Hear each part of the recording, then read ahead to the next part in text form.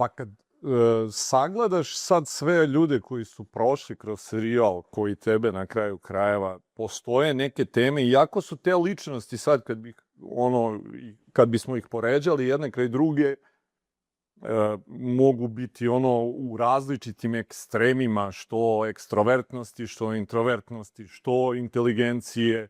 Niko od tih ljudi naravno nije glup, ali sad kad bi ih na različite ose postavljali, verovatno bi na celoj onako negde frekvenciji mogao da postaviš širok dijapazon.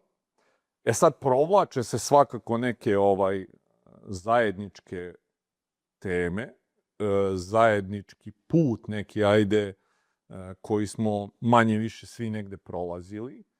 Taj deo teškoća, i mislim da je serijal dosta doprineo tome da ljudi osveste da to što je teško je normalno, da je tako, jer si imao prilike onda da čuješ od 1, 5, 50, koji ti svi kažu da je to jako teško na početku, gde ti ako ne čuješ to, ti smatraš da je problem u tebi. Jer kad gledaš druge, ti ne vidiš da je njima teško.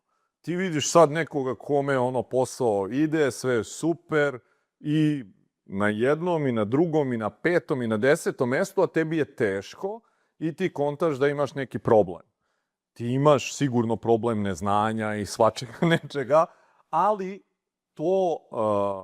taj deo teškoće je normalan deo puta koji svako od nas mora da prođe, a koji te opet oblikuje, jača, usmerava za nešto što treba da dođe kasnije. I ako ne prođeš njega, nema šanse da dođeš na ovaj neki naredni stepen.